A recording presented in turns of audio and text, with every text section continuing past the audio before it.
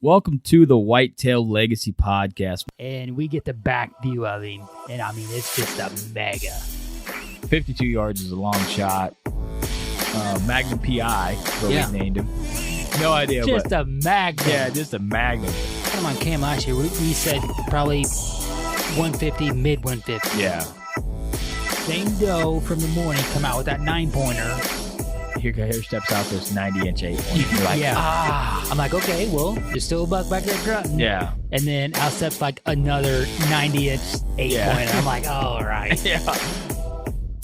Bro. Yeah. Bro. Yeah. You're like, I'm like, deer, right there. Yeah, like and he's already yards. 30 yards. Yeah. He was literally 5 yards from the base of the tree. Could have been, had a buck down at 1:40 in the afternoon, back there deep on public. 3 does come out pretty early. It was like 245, 24-yard shot, sent the combat veteran, and I tell you what, man, dude, it just smoked. We always get so jacked up when the other person kills. It's just almost like we got it done. Yeah. And when you killed that doe, I was like, hell yeah, man. And we come down here to Missouri. I asked Homie one more time. I'm like, is it a good buck? And he goes, yeah, real good, solid buck. I'm like, all right, boom. And the deer just drops. Sure. Super special to me. Whitetail Legacy Podcast, bringing you back to the hunt and leaving a legacy. Baller Rut. Welcome to the Whitetail Legacy Podcast, coming in your ear holes with crickets in the background. Can you hear him? I've been looking for this cricket in this corner the whole episode. The whole episode, someone's going to be like, kill that damn cricket, bro. I couldn't hear it just until we started the intro, and I was like, man, I got a cricket in my basement, but I guess it might be out there in the studio. No, it's me. It's a ripper, bro. Yeah, I can hear it. I can hear it. All right, guys, we got Moose, Ryan Glitzky on. He's talking the value of a nighttime trail cam pick. This is something that might be, kind of controversial, and people might agree with this and disagree. So I'm excited for you guys to get into this episode, and a lot of good knowledge in here. Ryan's an excellent whitetail hunter, doing it in multiple different states, and been super successful over the years, and puts a lot of work in, man. A lot of out-season scouting and a lot of time in stand. Just there's people that are like really, really strategic, good hunters, and there's people that are good hunters that just work their ass off to get it done, and that's what Ryan is. He knows where to be, but every year he's just, really working his ass off, and he gets it done. So kills 1 or 2 bucks every year. Mm-hmm. So. But let's get into the people that make this possible. We're going to get in the show. Let's start off with Last Breath. What you got, homie? Yeah, guys, September 1st is going to be the date that they dropped the trailer for this year. So be on the lookout for that, and it's coming. We know that there's going to be some absolutely stunning videos coming. You'll get to see our mugs on there, and if you want to, you can check out this podcast on there, and be sure to subscribe and catch the rest of the season. I think 14 more videos are coming this season, so a lot of hunting to come down the chute for you guys. Nice. Yeah, I'm excited for that. Always cool we don't get to see those before anybody else does. Oh yeah, when it's one. So I'm watching the season when it comes out, pretty much just like everybody else. Besides what we've seen at the launch party, so I'm excited for them to come out and check them out and get some content. I'm almost through Midwest Whitetail, so they'll be perfect for them to slide right in after I'm finishing that up and be right back in the game. So. Yes. All right. Do you have the Exodus Trail Cam tip of the week? Yes. So we got the new lease up and going. We got some Treks out there. Got some Lift 2s out there. We actually did I want to say a mini card pull because it wasn't like a full planned out deal. It was kind of a spur of the moment, and we were out there and we're like, well, shit, we might as well just pull the cards. So I guess we pulled. Doing some stand work, Yeah. And so I guess we pulled all the cards. And one thing, when I was on about my 4th camera, we're going 100 miles an hour. You got to get back so you can get your kid to backpack night.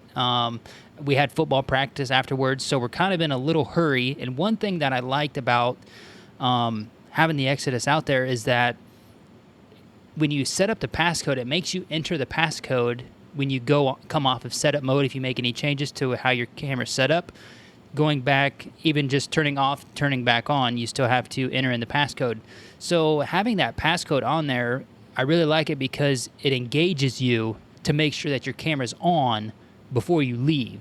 So you're not just flipping the switch like, oh, I think I turned it on. Like, you have to enter in your 4 digits, and then you get to watch the timer start counting down from 30. So the tip is to just get a routine that you're engaged in and get your brain thinking that last 20 seconds you're at your camera. That way you always turn it on. I think we've all done it, and it's a horrible thing when it happens. So that is one thing that can help you prevent that.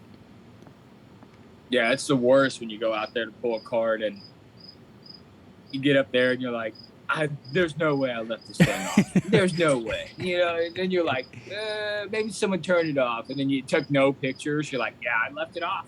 Yeah, left it off. like that's it's just such a wasted time.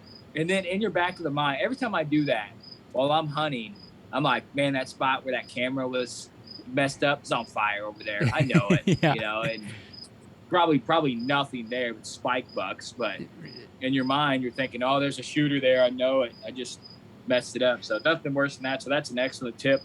Make a process or make sure and slow down and really double check that on-off switch real easy to mess up. So yeah, I think we've all done it.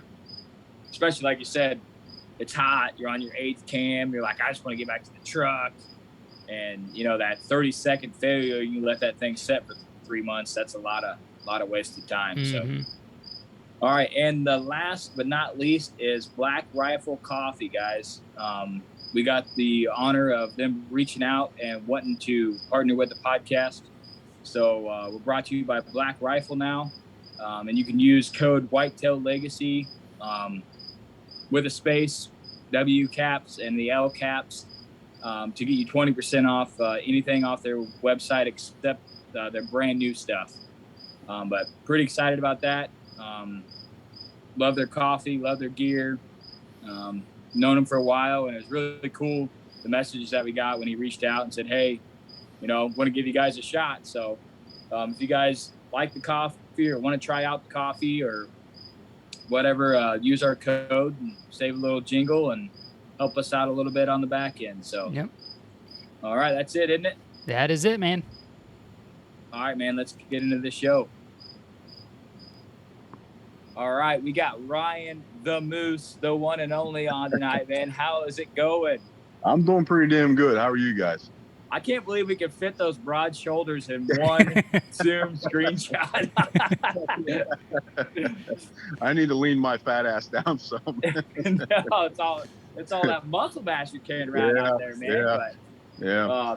Appreciate you coming on late. I know you're an hour ahead of us over there, so appreciate you coming on. We thought we were going to have flag football, but the 104-degree heat index kind of kicked that. But yeah, we wanted to have you on and talk some trail cams. That's what everybody's. That's the whitetail thing right now. For us, you can glass, but trail cams is what we're focusing on a lot right now. But just for the people that don't know you, do a short introduction of who you are and where you've been hunting the last few years.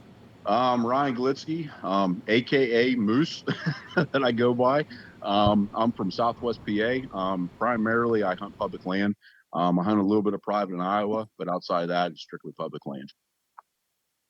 Nice. Yeah, you killed an absolute slammer in Iowa. Yeah. And we were getting our ass kicked, and I was texting us, and we were following your story. I'm like, this dude is all over bucks. Like, every day.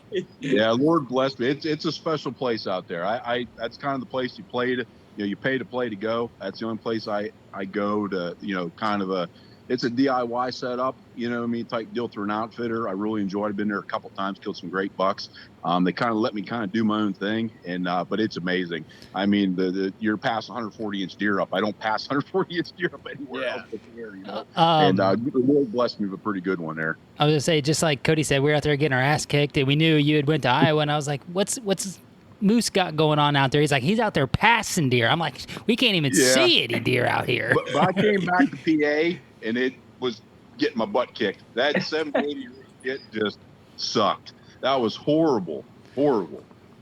Yeah, it was tough, man. But So you hunt, like you said, you hunt a lot of mountain ground, some farm ground, and you go to Iowa. But we made a post a couple days ago on a social, and I started making some of those, just some stuff that I notice, and it's cool to see what other people, can add to it, because if it's something that I think that's going to happen every year, or something that I see every year, or I'm thinking about, and you can get 5-6 different people's opinion on something, it kind of maybe broadens your spectrum, whether it's bullshit or maybe you got something going. So you commented on there, and I was talking about nighttime pics and trail cam pics in general. So on this episode, we're going to cover, is a nighttime pic valuable? So I feel like a lot of people, they get a nighttime pic and they're like, oh, cool, there's a buck. But a lot of people say if it's 10 to 3 or if it's 8 to midnight, like, I'm not even going to look at it. So you're hunting farm ground and hill ground. Before this, you were saying that there's some differences in each one. But just to start off, do you think a nighttime pic is valuable information, of a target deer? Yes, if it's multiple, that's what's key, in my opinion. We all get that one pick during the hunting season of that giant we never ever see again. That's not the kind of bucks I'm talking about. I'm talking about the bucks you're getting multiple pictures, throughout October and into November. Those bucks are killable, in my opinion. Yeah, so those multiple, we get that every year where you're just not seeing this deer, and just like Magnum last year, we're thinking that we're a long ways away because we're getting those midnight picks. Yes. But then 100 yards away, you get a pick at 9:30 in the morning. So that buffer, you could be a lot closer than you think you are. And I think that is key. If you have a whole bunch of pictures of the buck, he's obviously in that area, feels comfortable in that area, even if he's there during the night. Yeah. Like I said, I hunt a little bit of farm country and hill country mix, and I also hunt down the mountains and the big woods. I see two different things with the trail cameras wise there. But in the farm country and the hill country, a lot of times I notice I'll start getting target bucks showing up, in mid-October on nighttime pictures. And you'll see them night pictures, consistently through the, 22nd, 24th, 26th. But I have multiple pictures of them. And personally, once November rolls around, I feel pretty confident that, you're in his core area. If you're getting multiple pictures, in my opinion, over a course of a couple of weeks, it's just a matter of time. He's going to daylight, either cruising for a doe, checking scrapes, or on a hot doe. And then that's just where your, in my opinion, your postseason scouting is putting you in that right location in that area to kill them in.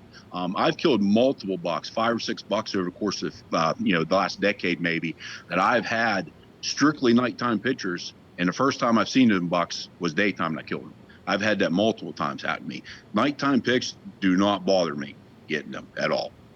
It's just a piece of the puzzle. You know what I mean? At the end of the day, that's what it is. Piece of the puzzle. That's where all your scouting, all that trail camera data, historical data, all comes into play to put you in the right spot. You got to have that confidence, Yeah, I feel like the big thing right now is, bed hunting, which it is super successful. Yeah, I've killed on that. Yeah. But a lot of people think, man, I'm not getting daylight pictures of this deer. I'm not on his bed. I'm not going to kill him. That might not be the case. Like you said, if you have the previous scouting, maybe you've seen bucks in this area in the past seasons, you went through there, man, there's a lot of big rubs and scrapes in this area, but he's not daylighting, eventually he's going to daylight. And that's how we kill a lot of our bucks. We go to a spot that we know if that they like, and we just wait it out. We just put the hunts in to finally see that deer. I base a lot of times, like I'm a rut hunter, and a lot of those cameras, I'm gaining that historical data. And a lot of times the spots I'm in, I have historical data just from simply sitting in them spots. I know they're good areas. I've kind of figured out, I guess you could say, the kill tree in that area. And I know if I'm getting pictures, nighttime or daylight, I'm going to get an opportunity. Doesn't always mean I'm going to kill them, but I'm going to see them get an opportunity possibly. Yeah, that's our problem. We haven't hunted long enough to get that kill tree. Yeah, that takes a couple years sometimes. I mean, that's basically when I break down an area, I start breaking an area down in sections, and I'm kind of finding, you might be hunting 1,000 acres, or in my personal opinion, there's only a couple kill trees in there where, there's going to be multiple opportunities at mature bucks, and that's kind of what I look for. And the cameras are huge in that. You know what I mean? That's a big thing, especially nowadays. Half my cameras are maybe hunting for me, actually during hunting season. I'm checking them, seeing what kind of opportunities are there. Then the other part of my cameras, they're just soaking all year. You know what I mean? In new areas to where, okay, I got 3 or 4 shooters on a big scrape. I know next year, well, I'm going to be there. That helps me a lot out with the cameras. Yeah. What were you going to say, homie? I seen you down there. Yeah, just that, that you're getting the deer on camera at night, and that's why we all like these October cold fronts, because even though he might be getting closer or not, when the cold front rolls in, he's going to be up earlier trying to get to a food source, most likely, and that's when you can catch him there early season, even if you do have him on just nighttime. And one thing that I've tried to be more proactive about is not waiting until I get him in daylight on camera, but try to be there before he's going to daylight on camera, like I said, that's where the multiple pictures come into play. I think, like, so you get one picture, that's hard. I mean, you could, if you got one picture of a fantastic buck, you can do the shotgun pattern with the cameras and try to find them. You know what I mean? But if you're getting multiple pictures in an area, like you said, the cold front comes in October or whatever it is, that's a whole different ball game here. Your opportunity is going to be there to get to get a shot at. Personally, I kind of suck in October. I'm trying to get better. And I think that's where these guys at Bed Hunt, man, they're elite with that stuff. And that's something I'm trying to learn. My bread and butter is that last week of October when they start doing stuff and in through November. But I think that early part of October is a whole different game I'm trying to learn. Yeah, we've been in the chips. We've killed early, but man, we were in the chips last year on multiple hunts. Really good early October for us. Just super on early the edge October, of killing so many times. But that's why I said a lot of my pictures I don't get till you start getting in the mid-October, 18th, 20th, 20th. That, like, all of a sudden, you're sitting there. It's like 3 weeks into the season. Like, good Lord, there's not a shooter. And all of a sudden, then he start popping for me. That I don't know if it's just the area hunt in Southwest PA and some of the public that's so pressured. I don't know. But a lot of times my bucks don't show up in the farm country till October 20th, give or take. Then I'm in the game. Now, like I said before, I do hunt. I started transitioning to big woods and the mountains. There now, the bucks I get in the summer to velvet, I see them the whole way through in October, November. It is a little bit different game there that I'm seeing in the the farm country areas I hunt. Yeah. So I got a question. So a nighttime pick. There's a lot of states, a lot of people that listen to this that can bait and feed. If you're getting a nighttime pick on a feed station or a bait station, are you giving much credit to that, or are you just saying this deer's in the area and he's coming in? I would say he's in the area. You're probably, like I say, it comes back multiple picks. He's on that bait pile. He's there somewhere. You're probably on the edge of his core area or somewhere in his core area. He just might not be comfortable in them bait piles. I've never hunted over bait. I've just, from hearsay, guys said a lot of them bigger bucks are going to be nocturnal on them. I don't have really an experience on that. But I would say it'd be the same thing. If you're getting nighttime pictures off, like me, if I was getting nighttime pictures off a bait pile, I'd be looking at aerial maps and topos and trying to figure out where I can kill him from there. Yeah, where he's coming in from, trying to figure out how he's accessing that bait and just red trail and then back from there. Exactly. Yeah. That's something that I feel like would be tough. We can't bait here, but in Missouri, you can mineral, before season. And when I was young, we'd have a lot of deer on the mineral, bucks on the mineral when we very first started running cameras, when it was like the D-cell batteries. Yeah. 8 of them in there, and the camera was like, giant, and you had to put the SD card in the desktop computer. Like, you couldn't get off the 4-wheeler, you go home, and be like, I'm going to get so much intel. But they were nocturnal on the mineral, even in the summertime. Yeah. And we were always like, in the back of our head, my grandpa, he would always be like, oh, they must not live on the farm. They must not be very far. But then we'd see those deer. Like you're saying, we would see those deer in the rut, So I feel like if you had those nighttime picks, and like you said, they're consistent. You don't have to be every day, but like he's there pretty frequently, and twice a week. If I see a buck twice in a week, say towards the end of October, he shows up twice in a 4, 5, 6 day period. He's in the area. I'm going to feel pretty confident. Like I said, it's that single picture we all get every hunting season. That one giant comes through, we never ever see again. That's a different game there. But if he's going to be 2 or 3 pictures in a week and a half, I'm going to feel pretty confident with my postseason scouting and everything, putting everything together, I'm going to see him eventually. Yeah, our main piece, Boonertown, we always get like 5 floater bucks, 1 picture in middle of October. Oh yeah. And the neighbor did kill one year. We got like a 3-shot burst of him, and he ended up killing them to the south of us. But we always get like a ton of bucks just at nighttime coming in there. And they're always the cool ones with like the flyers and the split and stuff. The and giant then they all brows. go. We got 8 pointers and 10 pointers. We got the basic bucks out there, but I'll take basic bucks. So I'll take them. Yep, exactly. I'm not picky. So you're hunting farm ground and hill country bucks. And before we started talking about this, you said there's kind of a difference in your nighttime picks in the different areas that you're hunting. So can you kind of break down what you're thinking from nighttime picks to hill country to nighttime picks to farm ground? Like kind of my farm country, hill countries together kind of there. Those areas, my nighttime pictures typically in there, I don't really start to pick up the bucks that I'm targeting till later in October for whatever reason. Like I said, I don't know if that's pressure based or what. Those areas there, those areas there I've been hunting for probably like 30 years. So pretty much when I started getting in bucks on camera, I know that area. I know where to be. I know where the kill tree is or whatever. I know where to set the kill. Now this Big Woods Mountain stuff, that's where this is only my 2nd year in that kind of area. And what I've noticed there is I'm getting nighttime pictures of those bucks from the summertime through September, October, November. So I'm constantly getting pictures of those bucks. It's a little different there. It seems like those bucks aren't leaving as you know what I mean. They're not disappearing as much. They might travel a little more, you know what I mean. But I'm getting those bucks consistently, kind of throughout the season, throughout the year actually in there. So it's a little different. I don't know if I really hunt different. I would say I'm still going to be looking for, as a rut hunter, I'm still going to be looking for an overlooked pinch point near bedding and stuff like that. I think my style is the same in both.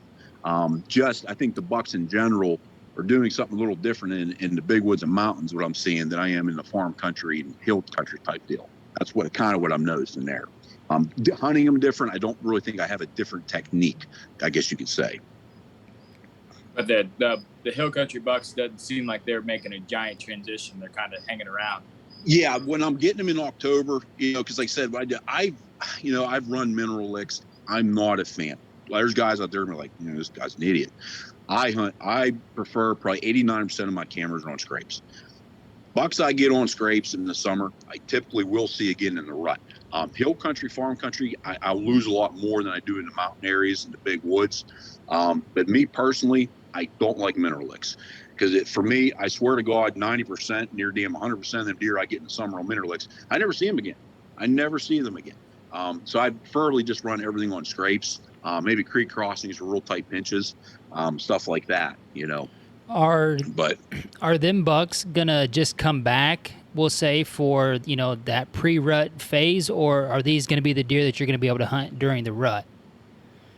I would say they're.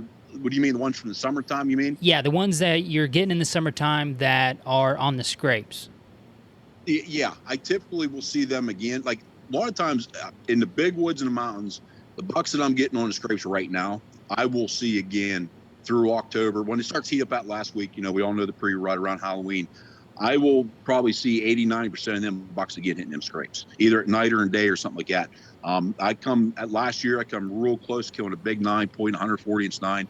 I had pictures of him all summer. He disappeared, and I almost killed him. I think it was November 12th last year. I'm catching my wind, but it seems in the mountains, the big woods, I see what I see in the summer. I do see again in all my cameras when I'm checking from historical data. I'm seeing them bucks again in October, November. The farm country is where I don't really see the summertime transition into the fall. Kind of like I'm getting different bucks, I guess you can say, in October in the areas I hunt. It could be different for everybody else. From my experience where I hunt, maybe it's the pressure based, I don't know. But typically the bucks I'm going to kill in November in the hill country and the farm country hunt, those bucks are ones that are showing up in October, and I'm killing them, Halloween week and in November. That's typically what happens there. I'm going to say one thing that, and Cody and I don't even think we've really had a conversation about it, but every year that goes by, every time we hang a camera in the summertime now, we at least clear out some grass and get some dirt roughed up, get that that dirt scent up in the air, and we're trying to make a scrape. If we have to pee, one of us will pee in it. If not, we at least got that dirt exposed. And within the first day and a half, 2 days, like, we got at least some sort of buck on camera there. Oh yeah. And they just come in and get that scent. Yep. So I typically doctor when I find my postseason scouting is a big part of my success. That's where I'm looking for big primary scrapes. I'm marking them on LNX. That's where my cameras are going back in the summer, and they're going to pretty much stay there until January, February. And I'll doctor them up when I first find them. Either ones I've already known about or the ones I just find. I doctor them up in the winter, and then when I go and check my camera, I doctor them again. And when I do my camera checks, typically I'll doctor them up again. And then when the season rolls, pretty much the year of taking them over, and a lot of times I'll just let them roll with it after that. Yeah, I got a 6-pointer that comes in and freshens mine up every day. Like yeah, I got a few of those that they tend to. That's every time I see it, I'm like, I got some fresh scent on that branch up there. He's always in that thing. And then tonight we had a really nice one up there. Yeah. Curled his neck all the way back. Oh yeah. I posted so. Videos of guys that these bucks hitting these scrapes in the summer. Like, I can't believe they're working that scrape. They'll paw the ground, piss it, just like they do in October, November. Yep. A couple years ago, I thought it was BS. I was like, they're not doing that shit. Yep. And then the last couple years, I have an assload of pictures of bucks on scrapes in the summer. Yep, like that's big my deer, bread little and butter, deer, man. goats, fawns, everything is in that. The right scrape. I tell you what, I'll scout all winter, and I only find a couple of these scrapes. What I say, there's different, even primary scrapes. There's different ones. Some are they're just magnets for does and fawns and bucks. When you find out, when you check your camera card, and I usually like mine like a 30-second video, and I go and check it after 4, 5, 6 weeks. And there's fawns and does and bucks and mature bucks, like you're in it. That is money. That's one of them spots. If everything, the terrain, the thermal hub, and all that comes together, that's your kill tree's there. That's my opinion. Like, it's done, it's over with. You know what I mean? You just go put your time in a place like that. But they're hard to find. I only have a handful of places like that are consistently with mature bucks through the summer, through the fall. And getting, it's the local hang up. That's all it is. It's just, they're dynamite spots, but they're hard to find. One thing that I have started to pick up on more about these summertime scrapes is that having a good licking branch is more valuable in the summertime and more necessary than I feel like it is in the fall time. Yeah, a trick that I do, honestly, is in the postseason scout, when I find these scrapes, I find scrapes that I feel confident that I'm going to get, pictures of mature bucks in the summer through the fall, is I'll literally say, a lot of times I find them here on oak trees, maples, beech tree, stuff like that, low overhanging branches.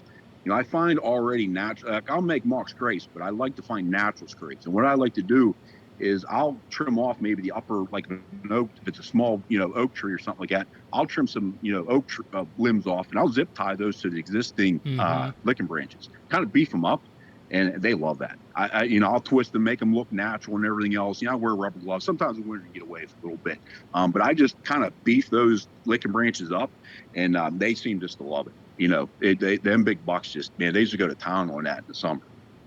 Yeah, that's a good idea, because we find a lot of scrapes, and then it's a really hot scrape, and then the branch is gone, and then the scrape's gone. The branch is gone, and you're like, well, shit. And you go back in there post-season scouting, and you can tell that something busted that scrape, and then they were just done with. Or something busted that limb, and they were just done with. They're not even going to use that area anymore. I have a scrape right now that I've been hunting for 20 years, and I can't tell you how many branches I've zip tied to this stupid tree, because there's no limbs left. Every 2 years I get put a new limb on. I bet you I've been hunting this spot for 20 years, and we've killed some pretty damn good bucks off it. It's pretty crazy. Yep. So the one thing that I really wanted to drive home about this, this episode is, right now everybody's sharing their trail cam pics and talking about what bucks they got.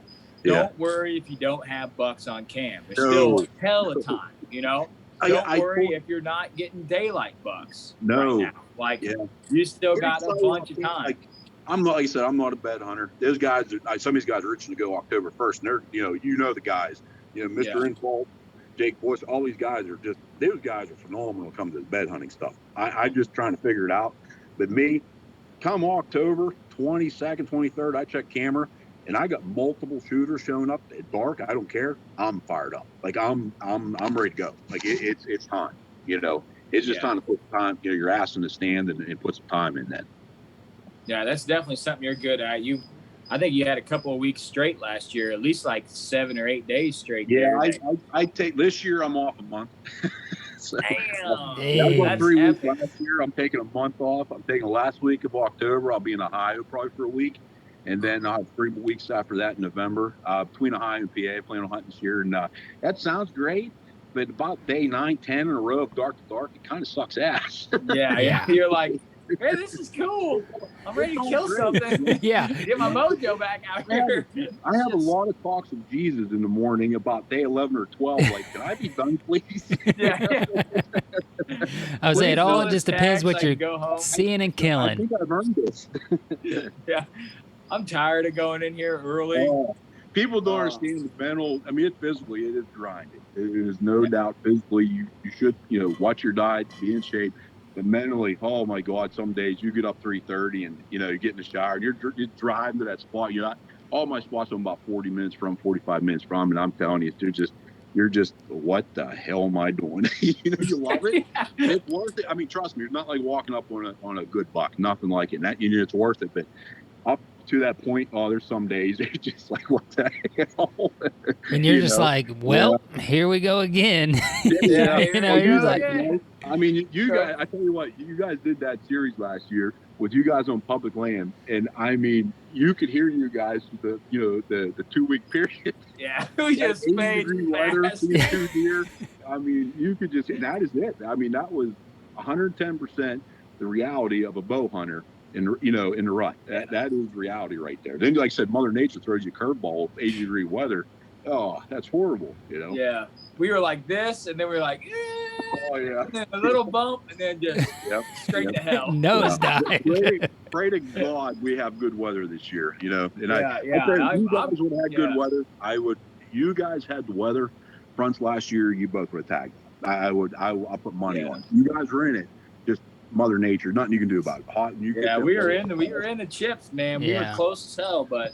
When you encounter your target buck on a 75-degree day, I mean, you're there. You just not close enough. You know what I mean? Yep. So going back to, don't worry if you don't have giant bucks on cam yet. Keep scouting, keep trying to find areas. Yeah. But shit could change. But just kind of wrap this up. Tell us your favorite story of a buck that you killed that you only had nighttime pictures of.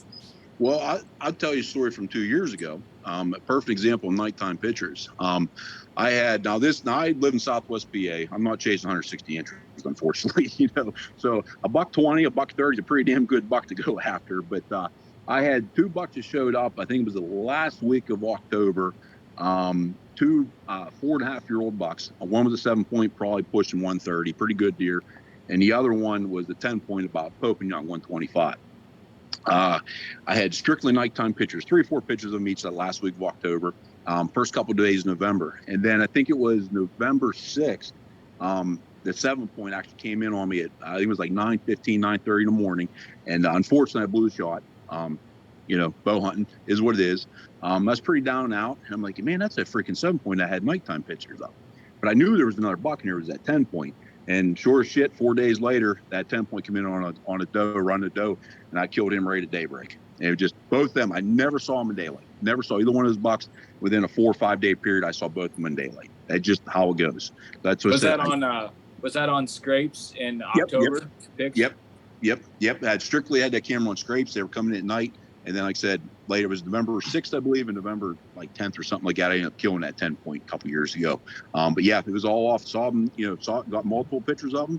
And I knew it was a good area from historical data and stuff like that between the camera and just being there, and ended up killing one of them. Yeah, I mean, that just goes to show you get those bucks working pre-rut, even if it is at nighttime.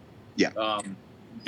If they're working scrapes in your area, they're probably gonna be rutting in your area. Pretty good chance. So things happen. They can, pressure, food, those Things happen. Yeah. We all know that.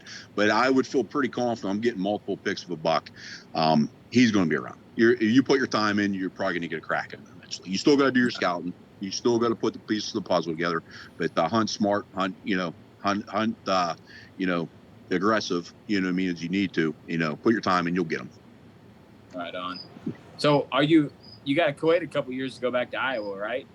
Yeah, I think it's getting tough. I think 4 years, maybe 5 years now. Yeah, that's So, what I've been seeing I this year is about 4 to 5 years now. Yeah. It took me. I'm gonna have to put points in just because I don't know if I'll go, but damn, I gotta wait 5 years. Yeah, that's the problem. Yeah, I'll be in the high this year in PA. I think next year maybe Kentucky. I might put for that third state, and then my off years, I will be in there. I think it'll do. I'm trying to get to 3 states a year. That's kind of it's kind of a little bit of obsession, you could say. You know what I mean? But Iowa is a special place. That is for sure. It's for a Southwest guy, he goes out there, Southwest PA guy, and I get to go out to Iowa occasionally. It's amazing.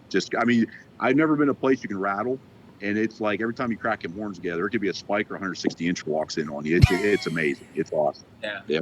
I had a lease like that one time in Illinois where I'd rattle in like $5. It's crazy. Yeah. Oh, you're rattling.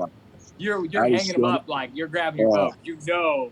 Yeah. And I don't think we rattled a buck in the last 2 years, have we, homie? Yeah, we rattled. I rattled in that. Pointer. Yeah. No, not that one. There's no rattling horns except Iowa. I have a set of about a mid 140s I use in Iowa, and that's the only place and the only time I rattle because I scare everybody else probably in PA. I don't do much calling outside of Iowa. To be honest with you, PA a little bit. I really don't do a lot of calling. I think in my area they've heard it. The 3-4 year old deer plus, they've heard it. So I kind of stick away from it mostly. Yeah, homie, he's already filled the freezer too. Did you see those pics? Oh no, I didn't. He's already dragging out deer. Yeah, I've probably been doing that red tag crop damage we have here in PA. We kind of help the farmers out in July. Comes in and we can shoot a couple deer per farm, a couple doe. And I've been doing that for about 20 years. I usually try to shoot 2 or 3 doe and kind of gets the itch. You know what I mean? It's rifle hunting, and farmers appreciate it. They keep their property open to other hunters, so it's a win-win. I was just on your profile today. I don't know how I didn't see that. I think it must be my stories. Yeah, that was your story. Yeah, I watch your story every day, man. I gotta get that intel. You're out there. You're out there talking. I'm trying to soak up as much knowledge. You're on a couple PA Giants. I was kind of like, man, I getting really nothing great on camera. Then all of a sudden I got a couple pretty good ones here last weekend. And it was funny because if you guys been following, I think it's been going around, a couple people been talking about, Mark Jury said August 18th through the 20th, some people posted about watch for these bucks to show up. And I started looking back like last year's data, and them bucks there. Now what I'm getting is like that 16th through the 22nd I'm noticing August. When I looked at pictures last year, and them 2 bucks, I think it was the 21st and 22nd showed up for me. I was like, there's something to that, in around that 20th time frame for sure. I thought that was pretty interesting. And I think we lost all of our bucks on the one piece like the 14th. Jeez. And they're like literally gone, like nothing. And we have a shooter there tonight, but we lost literally every shooter. And there was 4 that was there pretty frequently. It was at least every other day. Yeah. And then, so you had them through July, you're saying? And then they just... Yeah, had them through July, and then the 12th to the 14th of August, ghosted. And we were thinking, it got kind of hot. Yeah. But then... I would say a food source, probably. What's that? I would say maybe a food source. I know for us, there is a ton of apples this year. Soft mass, the wild grapes, apples... just loaded. So you may have a different food source, maybe, and they're moved on right now. So that could be. We don't have a really good acorn year on our piece this year. Yeah. A lot of people have been saying that it's an awesome acorn year, and every tree that we look at, there's nothing. Yeah, I've seen some acorns. I don't know how good the year's going to be here yet, but like I said, the soft mass it almost might be too good because I'm seeing apple trees just everywhere. And it's like, sometimes you can just key in on 1 or 2, but there's 50 freaking apple trees. It's like it's hard to key in on. My apple trees in my yard are nuts this year. Probably the best apples I've had forever. But we had a lot of rain. Yeah. And kind of a wet, cooler summer. So I think that they grew pretty good. But that definitely play a role. I put a post out today about, is anybody seeing that switch a little earlier? Because we normally see it like they're saying, like the 22nd to the 28th. Yeah. They disappear for like 3 weeks and they come back without velvet. Like we'll get 50% of them back, but there's no velvet. Yeah. So if you're interested, I got one that I named Chips and Dip. I want him to show back up. So nice. I haven't got the name. Living in Southwest PA, I get a good buck, and some bitches are dead next year. Yeah. I love that history with a buck. That's something we're blessed about. Now, We get to hunt them. Yeah, we get to hunt them for a few years, and then either we kill them or someone else kills them. That's how it works. Yeah. Like, you get about 2-3 years on one, and that's it. Yep. Besides our one pierce, we got so many deer that are going downhill. They're probably 7 or 8 year old bucks out there. Just nobody killing them. We can't kill them. Hey, that's a trophy. A 7, 8 year old deer, man. That's pretty impressive. Every year we're like, all right, let's see what this buck's gonna do. It's smaller. We're like, what is going on? This deer was a 4-year-old. It's probably 9. Yeah. But, shit. Well, if you guys aren't following his Instagram, make sure. What is your Instagram there, Ryan? Moose 1720. Yeah, you want make to sure see a follow meathead? that. Yeah, you want to just see some meathead walk through the woods and bullshit about it, just tune in, because typically Saturday mornings or Sunday mornings, that's when I'm going. So yeah, I really love the trail cam. You're always, talking about how you're placing your trail cam, why you're placing your trail cam, what you've seen there in the past, and kind of describing the area. And I soak that knowledge up. It's stuff that works for me. It might not work for everybody, but I figure maybe there's some young kid out there or somebody doing the hunting.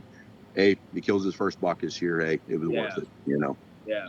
I love it when guys give out that knowledge on the story. It's loose. It's just like you're out there with him, and he's like, I had this scrape here a couple years ago. Had a shooter on it, and I can absorb knowledge just like I'm out there hunting with you. So I appreciate you putting that content out for guys like us to absorb. And I appreciate on, everybody calls me. I get, it's kind of cool. We get people to message in. I love the bullshit about deer. So anytime you want to message me about something, hey, I'm all for it. All right, man. Well, we appreciate you coming on. Hey, thank you guys. Appreciate it. All right, guys. Hope you enjoyed that episode. We always love talking to Moose. Guy's an absolute killer. Been doing it for many years out there, multiple different states. And like I said, the episode, people are messages and saying, man, I don't have any shooters yet, or cams are slow. A lot of time left for the cams to be soaking out there. So don't get too worried about it yet. Just keep doing what you're doing. And if, just like in this episode, if you had a spot that was good in the past and you're worried about it, oh man, just like us, we hung a cam in a summer spot, looks like trash out there.